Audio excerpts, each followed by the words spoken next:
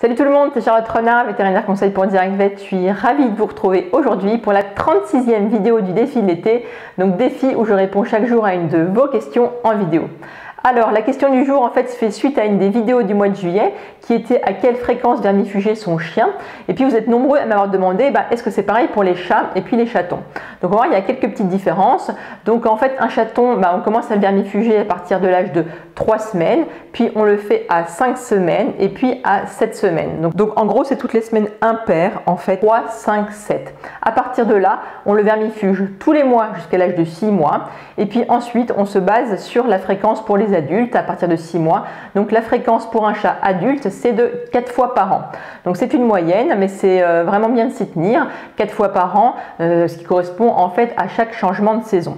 Donc comme je l'ai dit c'est une moyenne, donc ça peut être parfois un petit peu moins fréquent et parfois un petit peu plus fréquent. On va voir ce qui peut faire qu'on pourrait changer cette fréquence. Alors par exemple si vous avez des enfants en bas âge à la maison et puis qui touchent beaucoup votre chat, qui sont très jeunes donc qui ne savent pas forcément bien se laver les mains systématiquement, à ce moment-là vous pourriez être amené à vermifuger plus fréquemment pour éviter une contamination à vos enfants. Donc c'est très important.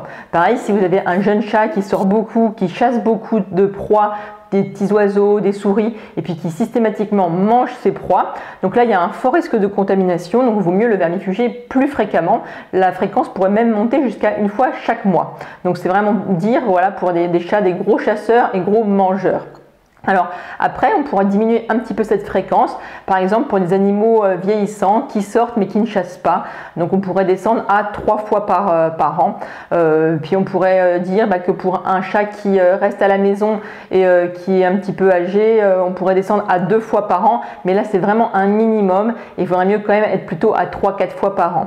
Là 2 fois par an je ne le recommanderais pas. D'ailleurs c'est une question importante, est-ce qu'il faut continuer à vermifuger un chat qui est âgé et qui ne sort pas? Eh bien oui, il faut continuer parce qu'il pourrait très bien être contaminé par le biais d'insectes qu'il aurait mangé chez vous, une mouche, etc.